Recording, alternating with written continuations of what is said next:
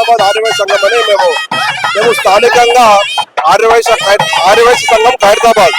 ఈ స్వామివారికి నవరాత్రుల రోజులో ప్రతిరోజు మహారతి టైంలో నైవేద్యాలు తీసుకొస్తాం. మేము ప్రతిరోజు ఒకరోజు అరటి పండ్లు, ఒకరోజు యాపిల్స్, ఒకరోజు స్వీట్లు, ఇంకా ప్రతిరోజు 9 రోజులు స్వామివారికి సమర్పిస్తాం. ఇది మేము గత 4 సంవత్సరాలకు చేస్తున్నాం. ఈ రోజు కూడా ఇక్కడ సిద్ధిబుద్ధి సమేత విఘ్నేశ్వర కళ్యాణం కూడా ఈ రోజు మేము చేస్తున్నాం. చూడండి చిన్న పిల్లోడు సైతము గణేశుని సేవలు తనకు ఇష్టమైన చాక్లెట్లు నలుగురికి పంచాలని తీసుకొచ్చి ఇక్కడ గమనించాలి మీరు అందరు కూడా. దీన్ని చూడండి ఎంత భక్తి శ్రద్ధలతో పట్టుకోసం కండువా వేసుకొని మేము స్థానికంగానే ఉంటాం. అందరం కూడా ఖైరతాబాద్ ఆర్యవైశ్య సంఘం, ఆర్యవైశ్యులం మేము అందరం కూడా.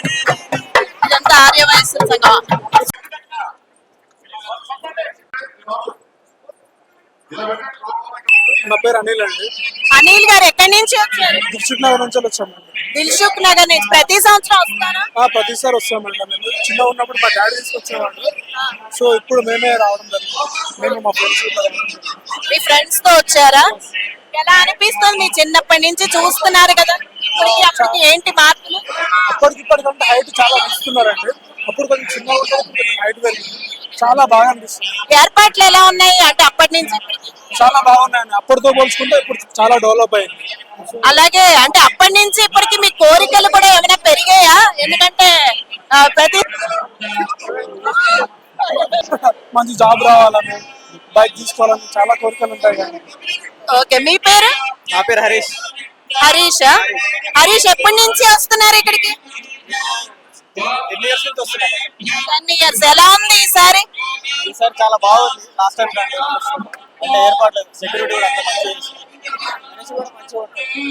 గణేశుడు బాగుందా? మీ పేరు సార్? నా పేరు లక్ష్మణ్ యాదవ్ అండి.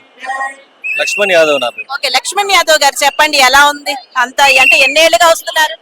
నేను ఇది 2వ సంవత్సరం అండి. నేను రామంతపూర్లో ఉంటాను. ఇది 2వ సంవత్సరం ఇక్కడికి రావడం.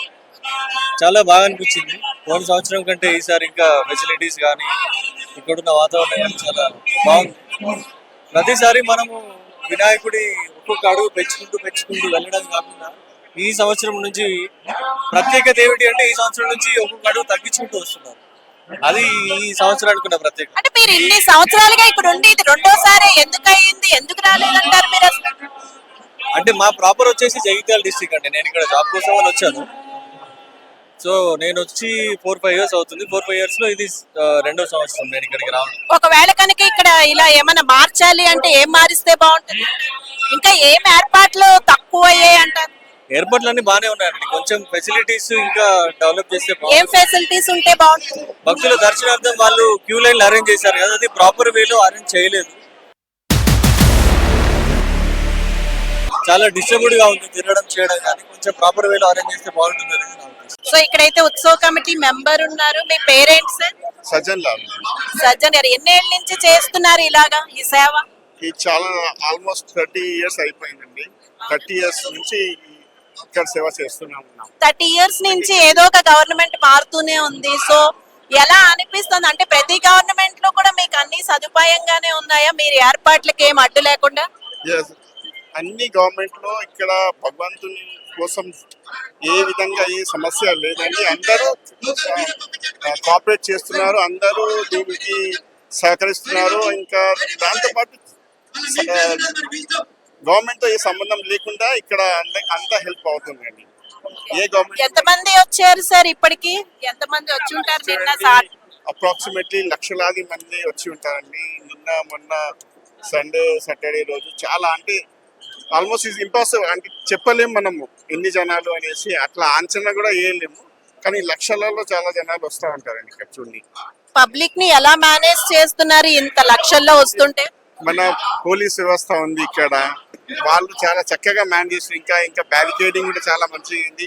ఎక్కడ వచ్చిన వాళ్ళు అక్కడ వెళ్ళిపోతున్నారు. ఈజీగా కంఫర్టబుల్ గా అందరికి దర్శనం అవుతుందండి. Okay right, thank you.